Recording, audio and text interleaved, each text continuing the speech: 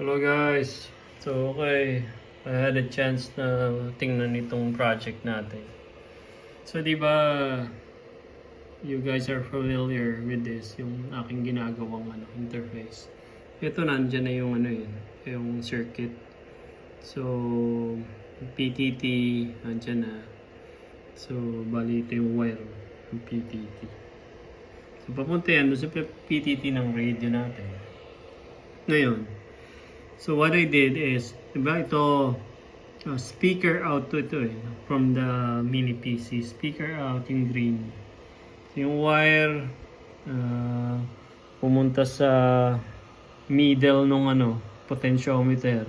Sa right side, lumabas naman siya doon. Pumasok naman siya sa radyo natin. Sa mic in.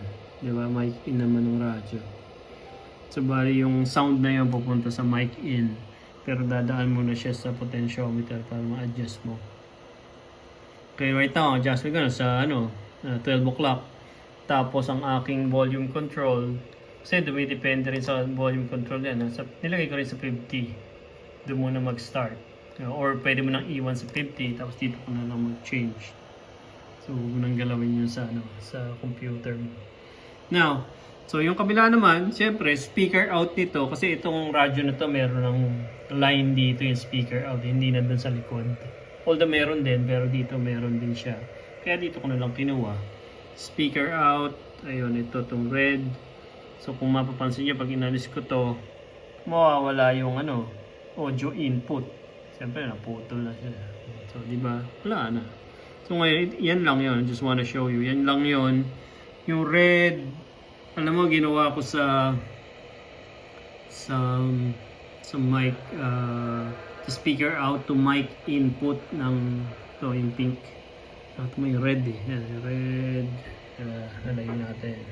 So red, sa speaker out ng radyo. Punta sa, nilagyan ko lang ng 100 ohms na resistor. Hindi na ako naglagay nitong potentiometer. Pwede rin, ganun din ang sistema, pero less potentiometer. Kasi yung 100 ohms na yan, it's enough para ma-control mo yung speaker out ng radio to mic in input ng mini PC. And anyway, you still have control over it sa computer mo, yung mic input, di ba? So ayan, yung red all the way, ito nyo, wala nang potentiometer, di ba? Direkta na dun sa sa pink. Yan, mic input. So speaker out. Okay, mic input all the way. That's it. So ganun kasimple. So, sabi ko nga, you guys can still do potentiometer here the same way that I did here. Di ba? Pareho lang.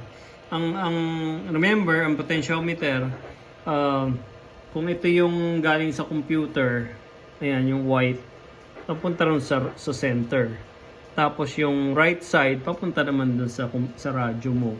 Ayan, ito, yung right side ng itong white. Ito, itong white na ito, yung right side. Ayan, don't forget, kailangan nyo ng ground doon. Ayan, ground. Yan, yung sa kaliwa. Ground, yellow. Papunta naman sa ground dito ng ng mini PC. Ngayon, ground yan eh. Ground ditong dalawang to. Tapos grounded din naman yung PTT line mo doon sa radyo mo. Kailangan mo rin kasi yung ground doon para mag-transmit. So, kapag wala tong ground to, mahina yan. Mahina lalabas. Kaya kailangan merong grounding doon. So, ganyan lang guys. Napakadali. So, syempre, pagagandahin lang natin. Lagay nyo lang sa box. And that's it. Diba? Tsaka na natin pag-aralan yung what you call this, yung network switch. Yung network switch naman dito lang galing yun. Bago ito pumunta rito, ito muna, sasaksak muna sa switch yan. Tapos yung labas naman ng the other side, tsaka lang siya pupunta rito sa radyo ninyo. Ayun. So, madami dito yung radio ko. Madami. Puro likabok. Kakagulo mga gamit.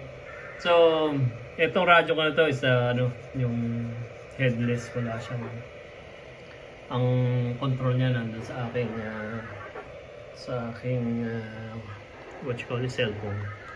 But anyway, okay, pakita sa inyo, ping tayo, K6 iRep. O yun, di ba? So, simple lang eh. Ito ang adjustment nyo naman, sabi ko nga sa inyo, usually mag-start kayo sa 50%. Although, pwede nyo change yan, depende kasi sa adjustment nyo dito, syempre. Ngayon, kaysa magpabago-bago kayo, i-permiss nyo na lang yun doon sa permiss nyo yan. Then, once na ma-permiss yan, dito lang kayo mag-adjust. So, nasa almost mataas ng konti. Ayun, ang adjustment. So, kung titingnan nyo, always start with, di ba, kung mag-start tayo, sound card. Tapos, i-tune nyo muna para malaman nyo everything is okay. Nagtatransmit and everything. Tsaka meron kayong pang monitor. Ayun, meron kayong isang HD para madali. Ayun, yung sound na yun, kung makikita nyo, pag change nyo dito, siyempre, lalakas yun. Ayun, lumalakas, di ba? Mihina. Ayun.